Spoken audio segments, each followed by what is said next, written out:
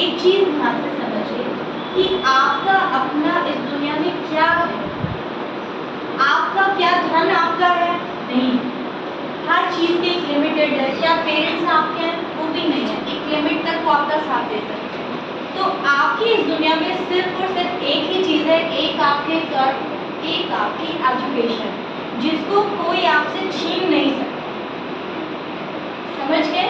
दो चीज हमारे पास में क्या है, एक आपके कर्म, योर वर्क, या आप जिसको अपना धर्म भी कह सकते हैं, and second one is your education.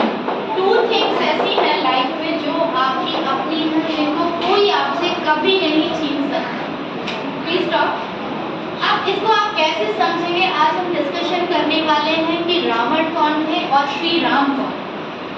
दोनों को ध्यान से समझिए, मतलब डीप में नहीं जा रही हूँ, छोटी सी स्टोरी से हम लेके चलते हैं। श्री रामचंद्र 4 भाई थे। सबसे बड़े थे श्री राम, उसके बाद थे भरत, फिर शत्रुघ्न, फिर लक्ष्मण। ठीक है, तो श्री राम बड़े थे तो उनका राज्याभिषेक होने वाला था। और श्री राम की जो माता थी वो माता कौशल्या। राजा दशरथ की 3 पत्नियां थी। कौशल्या जी जो थी सबसे बड़ी रानी, उनके पुत्र थे श्री राम।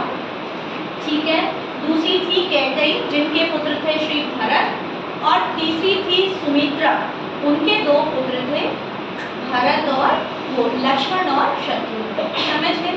तो अब जब राम को राजा बना दिया गया, बनाने का निर्णय हो चुका था, तो जो दूसरी रानी थी कैकेयी, उनको बुरा लगा। उनको उन्हीं की जो दासी थी, सर्वेंट थी, मंत्रा ने भड़का दिया कि अगर श्री राम राजा बनेंगे तो आपके पुत्र भरत को कुछ नहीं मिलेगा और भरत उनका सिर्फ सेवक या सर्वेंट बन के रह जाएगा। आप उनकी फिर आप माता कौशल्या की सर्वेंट बन के रह जाएंगे। तो ये बात कैकेयी को अच्छी नहीं लगी और उन्होंने क्या किया, राजा दशरथ को उन्होंने एक टाइम उनकी हेल्प की थी, मरने से बचाया था देवासुर संग्राम में। तो राजा दशरथ ने महारानी कैकेयी को 2 वरदान दिए। तो कैकेयी ने क्या षड्यंत्र रचा कि अब उन 2 वरदानों को मैं मांग लेती हूँ। ठीक है, कैसे मांग लेती? तो पहला वरदान तो उन्होंने क्या मांगा, श्री राम के लिए 14 ईयर्स का एग्जाइल यानी वनवास मांगा। और दूसरी चीज उन्होंने क्या मांगा कि जो राजगद्दी है वो किसको मिले, भरत को मिले, राम को नहीं। और 14 ईयर्स तक श्री राम को ऐसे रहना पड़ेगा बिल्कुल वनवासी की तरह, कोई राजसी चीजों का वो उपयोग नहीं कर सकते। ठीक है, ये बात सुन के जो दशरथ थे वो बहुत डिप्रेस हो गए। वो नहीं था कि उनका पुत्र 14 साल के लिए उनसे मिल नहीं सकता, वो काफी डिप्रेस हो गए। लेकिन श्री राम को जब ये बात पता चली तो उन्होंने क्या बोला कि कोई बात नहीं, मैं वन में जाऊंगा, वन में ऋषि मुनियों के साथ रहूंगा, मेरा उद्धार हो जाएगा, मैं रह लूंगा। आप पिताश्री आप बिल्कुल परेशान मत होइए, आप दुखी मत होइए। और फिर भी इतना सब होने के बाद भी उन्होंने माता कौशल्या की उतनी ही रेस्पेक्ट की, कोई उनके अंदर ग्रेटनेस जैसी भावना नहीं है, उतनी रेस्पेक्ट की उन्होंने माता कौशल्या के। बोले ठीक है, मैं कल सुबह वनवास को चले जाता हूँ। तो मैंने आपको स्टार्टिंग में एक चीज समझाई ना कि आपके पास सिर्फ 2 ही चीज है, एक आपके कर्म और एक एजुकेशन। अब आप समझ लीजिए, श्री राम जो राजा बनने वाले थे और नेक्स्ट डे उनको सुबह क्या इंफॉर्मेशन मिलती है कि उनको एक तपस्वी के वेश में सब कुछ छोड़ के जाना है। तो क्या साथ आया, श्री राम के कर्म साथ आए उनके, और उनकी एजुकेशन जो शिक्षा उनके पास थी। बाकी तो सब छीन गया, पेरेंट्स छीन गए, वाइफ छीन गई, भाई छीन गया, राज्य छीन गया, सब कुछ छीन गया। लेकिन जब ये बात पूरी प्रजा में फैली तो सारी प्रजा भगवान राम के साथ जाने को रेडी हुई। तो भगवान ने सबको रोक दिया, लेकिन लक्ष्मण और उनकी अपनी पत्नी सीता माता तो जो थी, उन्होंने कहा कि अगर आप हमें छोड़ के जाएंगे तो हम जीवित नहीं रह पाएंगे, हम भी अपने प्राण त्याग देंगे। तो श्री राम के साथ 2 लोग कौन गए, एक तो लक्ष्मण गए और दूसरी माता सीता जो उनकी अर्धांगिनी। दोनों वन में चलते रहे, बहुत कोशिशें की गई रोकने की, पर उन्होंने कहा नहीं, इससे मेरे पिता का वचन भंग होगा, मैं अपने पिता की आज्ञा का उल्लंघन नहीं करूँगा। वन में चलते जा रहे थे, 14 साल रहना था उनको, वनवासी की तरह रहे, घास फूस खाया, नीचे सोए, चटाई पे सोए। एक बार क्या हुआ कि जो रावण ने उनको उकसाया, रावण जा रहे थे, शूर्पणखा आई पहले, जो रावण की बहन थी शूर्पणखा, वो जंगल में से जा रही थी। तो उन्होंने देखा श्री राम और लक्ष्मण जो थे वो बहुत सुंदर थे। तो शूर्पणखा ने क्या कहा कि कि मुझसे विवाह कर दीजिए। श्री राम को बोला मुझसे विवाह कर दीजिए। लक्ष्मण को बोला, दोनों ने मना कर दिया कि नहीं, हम आपसे विवाह नहीं कर सकते, क्योंकि लक्ष्मण ने कहा कि मैं तो इस समय भगवान राम की सेवा में कार्यरत हूँ, मैं तो ग्रह में रह नहीं सकता। और भगवान राम ने कहा कि मैं सीता माँ को एक वचन दे चुका हूँ कि चाहे राजाओं में कई शादियाँ करने का प्रचलन हो, लेकिन मैं एक ही शादी कर चुका हूँ माता सीता के साथ, और दूसरी नहीं करूँगा। तो ये बात शूर्पणखा को अच्छी नहीं लगी और उसने क्या करने की कोशिश की कि माता सीता को मारने की कोशिश की। तो लक्ष्मण जो थे उन्होंने शूर्पणखा की नाक काट कि आप मेरी भाभी को क्यों मारा। इसका बदला लेने के लिए शूर्पणखा वापस रावण के पास गई। रावण लंका में रहते थे, जिसका आज नाम है श्रीलंका। और मैं आपको बताऊं, भगवान राम का जो राज्य था, पूरी पृथ्वी उस टाइम उन्हीं की थी, रघुवंशियों की। और रावण का जो राज्य था, बीच में समुद्र चारों ओर से, वो तीन तरफ से वो समुद्र से घिरा रावण श्रीलंका। तो जब शूर्पणखा वापस रावण के पास पहुंची तो उन्होंने भड़काया कि उनकी पत्नी बहुत सुंदर है, श्री राम की पत्नी बहुत सुंदर है, और वो तो वहाँ उस वनवासी के साथ नहीं, वो तो आपके श्री राम बहन की शोभा होनी चाहिए। भड़का दिया रावण ने। और रावण ने बिना कुछ सोचे अपने पुष्पक विमान पे, जो देवताओं से छीना था उसने, जो आकाश में विचर करता था, उस पुष्पक विमान पे वो आए। और जैसे उन्होंने सीता माता को देखा तो मोहित हो गए। तो अब सीता माता की जब भी ये दोनों भाई जंगल में जाया करते थे, तो सुरक्षा पे उनको बोल के जाते थे कि आप बाहर नहीं आओगे। तो रावण ने क्या ट्रिक खेली कि रावण के जो अपने मामा थे मारीच को उन्होंने भेजा कि जाओ तुम एक एक्ट करो, या एक कहते हैं लालच में या कुछ भी करके सीता को बाहर निकालना। तो मारीच ने क्या किया, हिरण का वेश धरा। हिरण का वेश धरने के बाद सीता जी ने जब उस हिरण को देखा, स्वर्ण रंग का वेश धरा, सोने का हिरण लग रहा था। तो माता सीता ने कहा श्री राम से कि आप ये हिरण मुझे लाकर दीजिए। तो श्री राम उस हिरण के पीछे चले गए। अब लक्ष्मण सीता माता की रक्षा कर रहे थे कुटिया के बाहर, जंगल में कुटिया के बाहर रक्षा कर रहे थे। तो अब लक्ष्मण के होते हुए भी रावण उन पर अटैक नहीं कर सकता था, ले जा नहीं सकता था सीता माता को। तो उन्होंने क्या किया, लक्ष्मण भी बाहर निकले। इसलिए जब मारीच का पीछा करते करते श्री राम ने तीर चलाया उस हिरण को मारने के लिए, तो मारीच ने क्या बोला, भैया लक्ष्मण मुझे बचाओ, भगवान राम की आवाज में। तो सीता माता को भी वो आवाज सुनाई दी और उन्होंने लक्ष्मण को क्या आदेश दिया कि जाओ, आपकी भाई की संकट, प्राण जो है वो संकट में, आप जाइए उनको बचा लीजिए। तो लक्ष्मण ने बहुत मना किया, नहीं माने। तो लक्ष्मण ने एक रेखा खींच ली थी माता सीता के चारों ओर कि आप इस रेखा से पार नहीं जाएंगे कुटिया के मेन द्वार। अब लक्ष्मण भी चले गए श्री राम की सेवा के लिए। जब भी जो जगत पालन करता उनको तो सेवा चाहिए नहीं, पर ये सारा जो ड्रामा था रावण का रचा हुआ था। रावण पहुंचे। अब रावण ने फिर साधु का वेश बनाया और साधु का वेश बना के माता सीता को क्या कहा कि भिक्षा दीजिए। अब रघुवंशों की एक रिवाज होती है कि द्वार पे कोई भी आए अगर भिक्षा लेने, उसको खाली हाथ नहीं भेजना। तो रघुवंश थे श्री राम, रघुवंश के रघुवंश, रघु जो है वो राज्यवंश का था। माता सीता ने भी वही किया, जो भी घर में अन्न था वो लेके पहुंची। तो रावण ने क्या बोला कि नहीं, मेरे को तो आप द्वार पे देके जाओ, क्योंकि उस लक्ष्मण रेखा को रावण पार नहीं कर पा रहा था और सीता जी को किडनैप नहीं कर पा रहा था। तो उन्होंने सीता जी को जो ऐसे उन्होंने प्रलोभन दिए, प्रलोभन भी क्या, ऐसी बातें उनको बोली जो उनको छुपी कि ये मेरे वंश का अपमान कर रहे हैं। वो जैसे ही उन्होंने कदम बाहर निकाला और रावण अपना वेश, ओरिजिनल वेश में आ गया और सीता माता को पुष्पक विमान पे किडनैप करके ले गया। अब जब रावण लेके जा रहा था तो सीता माता रो रही थी, तो उन्होंने अपने कुछ आभूषण नीचे गिरा दिए, जिससे श्री राम उनको रास्ता खोज पाए। ठीक है। अब जब दोनों राम लक्ष्मण वापस आते हैं कुटिया की तरफ, वो समझ तो गए कि कुछ गलत है, तो देखा सीता माता नहीं, वो बेचारे रोते हुए चिल्लाते हुए सीता माता की खोज को निकले। और जब आगे पहुंचते हैं तो जटायु थे एक गिद्ध के रूप में। जटायु राजा दशरथ के दोस्त भी थे, मित्र भी थे। पहले ऐसे ही होता था, सब में बहुत शक्ति होती थी। जटायु एक गिद्ध होते हुए भी इंसानों की भाषा बोल सकते थे और इंसानों की तरह सारी बातों को समझ सकते थे। तो जटायु ने सीता माता की रक्षा करने की कोशिश की, लेकिन जटायु को रावण ने मार दिया। अधमरी हालत में नीचे गिर गए। राम लक्ष्मण खोज करते करते पहुंचे तो रास्ते में उनको जटायु मिला। जटायु ने उनको बताया कि सीता को लेके जा रहा था रावण और ये कुछ आभूषण मिले हैं। तो वो आभूषण भगवान राम ने पहचाने। और जब लक्ष्मण को कहा गया कि क्या आप ये आभूषण पहचानते हो, तो लक्ष्मण ने क्या बात बोली, मैं दो चीजें पहचानता हूँ कि माता सीता की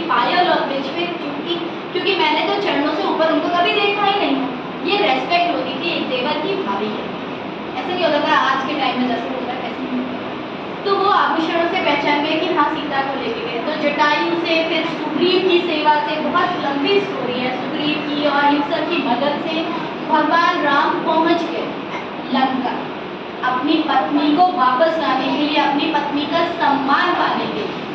जब लंका पहुंचे तो वहां युद्ध करना था। अब जो लंका है वो मैंने आपको बताया 3 तरफ से पानी से घिरी हुई थी। तो पानी के इस ओर, सागर के इस ओर तो कौन खड़े हैं? हिंद महासागर के श्री राम, और दूसरी ओर लंका है। अब वहां तक पहुंचे कैसे? तो हनुमान जी भी उनकी सेवा कर रहे थे, उनकी सहायता कर रहे थे। तो हनुमान जी को कुछ नहीं सूझा, उन्होंने एक एक पत्थर उठाया और उस पर क्या लिखना शुरू करा? श्री राम। क्या लिखना शुरू किया? श्री राम। और श्री राम लिख के वो उसमें डालते गए। तो मैं आपसे रोज ये शब्द इसलिए बुलवाती हूँ कि जो श्री राम का नाम लेता है वो दुनिया में या जिंदगी में कभी डूबता नहीं, उसकी हार नहीं होती, कभी नहीं। जो श्री राम का नाम लेते हैं उसके जीवन में कभी हार नहीं। तो जिस पत्थर पे वो नाम लिखते जा रहे थे वो पत्थर पानी में डूबा ही नहीं, पत्थर नहीं डूबा।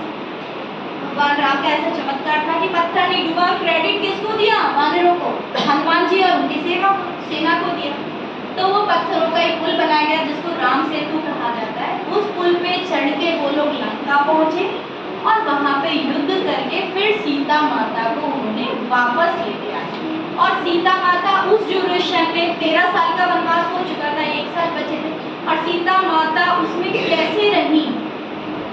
अशोक वाटिका में एक वृक्ष के नीचे रही उस पूरा 1 साल, सर्दी गर्मी वर्षा में। क्योंकि वो किस लिए रही? क्योंकि उन्होंने कहा मेरे पति को 14 साल का एग्जाइल मिला है, वनवास मिला है, तो मेरे लिए भी राजमहल में प्रवेश करना बाध्यता है। रावण ने बहुत लालच किया, घर में रहो, एक से एक आभूषण देंगे, लेकिन वही तपस्विनी की वेश में हो रही और पूरा 1 साल उस अशोक वाटिका में अशोक वृक्ष के नीचे हो रही। जबकि बीच में हनुमान जी भी पहुंचे थे उनकी मदद के लिए, तब भी वो नहीं गई कि नहीं भगवान राम इनसे युद्ध करेंगे और मुझे जीतेंगे, तब मैं वापस वहां जाऊंगी। तो इस तरह से उन्होंने रावण का, अब रावण और श्री राम में फर्क क्या था बेटा? कि रावण जो थे भगवान राम से बहुत ज्यादा एजुकेटेड, बहुत ज्यादा शिक्षा थी और वो जाति से ब्राह्मण थे। तो ब्राह्मण का मतलब कास्ट नहीं, ब्राह्मण का मतलब शास्त्रों का ज्ञान, बहुत ज्यादा शास्त्रों का ज्ञान उनको था। क्योंकि उनके पिता ब्राह्मण थे और उनकी माता राक्षसी थी, राक्षस कुल थी। उसके बाद भी रावण के जो कर्म थे, लोगों पे निर्दयता, लोगों पे अत्याचार करना, स्त्रियों का अपमान करना, और उसकी वजह से मैंने 2 चीज बताई थी ना, कर्म तो एजुकेशन तो रावण की ज्यादा थी, श्री राम से बहुत ज्यादा थी, लेकिन जो रावण के कर्म कैसे थे वो गलत कर्म थे ना। उसकी वजह से श्री राम जो उनके जितने एजुकेटेड भी थे, उनके पास कोई स्किल फोर्स भी नहीं थी, बहुत अच्छी रावण के पास, श्री राम के पास तो सेना ही नहीं थी, रावण के पास तो तीनों लोग को विजय करने वाली सेना। तब भी जीता कौन? भगवान राम। कौन जीता? भगवान राम। किसकी वजह से जीता? अपने अच्छे कर्मों की वजह से, क्योंकि पिता की आज्ञा से आए थे, कर्मों की वजह से आए थे, अपने भाई का राज्य छीना नहीं था, हमेशा अच्छी कर्म के जीवों पर दया की थी। रावण तो क्या इंसानों को मार देते थे, दया धर्म नहीं की। हवन यज्ञ जो भी साधु करते थे उनको भी मार डालते थे। तो रावण के अपने कर्मों की वजह से रावण का क्या हुआ? पतन। और श्री राम के 14 वर्ष का जो वनवास था वो भी उस ड्यूरेशन में पूरा हो गया था।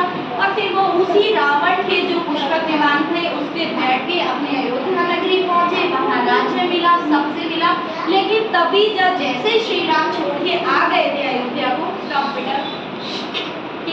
जैसे ही अयोध्या को छोड़ के आ गए थे तो उसी टाइम राजा दशरथ ने अपने प्राण त्याग दिए थे, क्योंकि वो राम के वियोग में रह नहीं पाए। समझ गए? तो क्या चीज जाती है इंसान के साथ में? उसकी कर्म और एजुकेशन।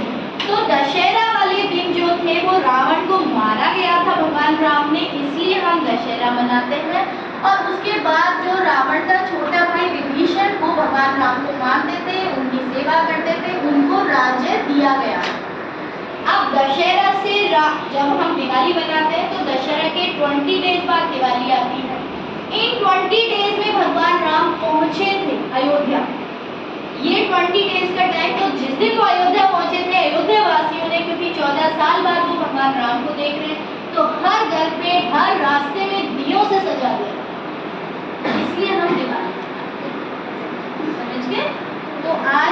दशहरा वाले दिन रावण का वध किया गया था, बुराई पर अच्छाई में विजय पाई। ये लिखते हैं ना। तो हम रावण को हर साल किस लिए जलाते? रावण को नहीं जलाते, बुराई को जलाते। रावण कोई मूर्ति पुतला जीवित थोड़ी है, तो हमें किसको जलाना है? हर रोज एक रावण भारत में देख ही रहे हो, कितने कितने क्रिमिनल्स पैदा हो रहे हैं। तो रावण को जलाने से कुछ नहीं होगा कब? जब अपने अंदर के क्रिमिनल को मार दोगे, तब रियल में राम राज्य होगा। तो उस टाइम तो क्या कहलाता कि अब राम राज्य है, रावण का आतंक खत्म, पूरी पृथ्वी पे राम राज्य है। तो हमारे देश में या हमारी पृथ्वी पर राम राज्य कब होगा? जब हर इंसान अपने अंदर के रावण को मारना सीखे। हमारे अंदर रावण के कौन कौन से गुण हो सकते हैं? झूठ बोलना, किसी पर अत्याचार करना, किसी का खाना छीन लेना, भ्रष्टाचार, है ना। तो आप लोग भी जब बड़े होके अच्छी पोस्ट पे पहुंचोगे तो ऑनेस्टी रखनी है। अगर आप बेईमानी करते हो अपने पेरेंट्स के साथ, अपने जो भी आपका प्रोफेशन है उसके साथ, तो वो आपके अंदर रावण पैदा हो गया। तो अपने अंदर के रावण को डेली मारो। और आपके अंदर रावण कौन कौन सा हो सकता है? एक, अगर आप झूठ बोलते हो तो वो भी रावण है, ठीक है। आप किसी पे अत्याचार करते हो, टॉर्चर करते हो, वो भी आपके अंदर का रावण है। इसको एवरी डे मारते रहना है, ठीक है। अगर आप ऑनेस्टी से काम नहीं करते, डिसऑनेस्टी से करते हो, वो भी आपके अंदर का रावण है, उसको भी डेली मारना है। चोरी करना, ये भी रावण है, इसको अपने अंदर के रावण को डेली मारना है। रावण कहने का मोटिव ये नहीं है कि उसको याद करके आप मारे, पता नहीं उसके बाद तो कितने भयंकर रावण भारत में हो चुके। तो उसके मारने का सिर्फ एक मोटिव है कि जो भी आपके अंदर के विकार हो गए हैं, जो भी आपके अंदर की बुरी भावना है, उसको वेट थोड़ी करना है कि दशहरा आएगा तब मारेंगे। एवरी डे उन बुराइयों को अपने अंदर से खत्म करो, क्योंकि आपके साथ सिर्फ दो ही चीजें आएंगी, एक आपकी कर्म, आपका घर, दूसरी आपकी एजुकेशन। जो भी आपने अच्छे कर्म अचीव किए वो आपको हर गलत मुसीबत में हमेशा आपको बचाते रहे। और आपकी एजुकेशन, राम ने जो राम से उनका राज्य तो छीन गया था, लेकिन जो राम को तीर चलाना आता था, जो राम की एजुकेशन थी, उसी के बल पे तो जीत पाए वो राम। जीता तो उसी के बल था, एक तो कर्म था, जो उन्होंने शिक्षा ग्रहण की थी, जो एक से एक मंत्रों का उच्चारण वो जानते थे, जो उनकी शक्तियां थी, उन्हीं के बल पे तो जीता रावण को। रावण ने ऐसे ही थोड़ी राज्य दे दिया कि आओ श्री राम आप बहुत अच्छे हो, ले जाओ अपनी सीता को और मुझे मार दो, ऐसे थोड़ी जीता। युद्ध करना पड़ा था, और उस युद्ध में शस्त्र चलाए गए थे, अस्त्र भी और शस्त्र भी, जिनके नॉलेज थी। तो शिक्षा एक ऐसा हथियार है जो हर बुराई पर विजय पा सकता है। आप कौन सी चीजें अपनाएंगे? एक तो शिक्षा और एक आपका धर्म, आपका कर्म। आपकी धर्म और कर्म क्या है? जो पूजा आप करते हो, जो आपसे करवाई जा रही है। और आपका दूसरा कर्म क्या है? जो एजुकेशन, जो शिक्षा आपके टीचर्स आपको दे रहे हैं, उसको आप अडॉप्ट करें। सुन के इधर से इधर नहीं निकाल देना, उसको अडॉप्ट करना है, उसको अपने अंदर समेटे रखना। समझ गए? तो हमने क्या सीखा है आज की स्टोरी से? अपने अंदर के रावण को हर रोज मारो। Repeat my self, repeat with me. अपने अंदर के रावण को हर रोज मारो। और ये लाइन रिपीट करनी है, सोने से पहले रिपीट करनी है। पूरा दिन सोच रहे कि आज मेरे अंदर कौन से रावण के गुण आ गए, उसको मारना है। अपने अंदर के रावण को हर रोज मारना है और श्री राम को जगाना है। श्री राम मतलब जो संस्कार अच्छे हैं उनको जगाना है, ठीक है। So that's all for today.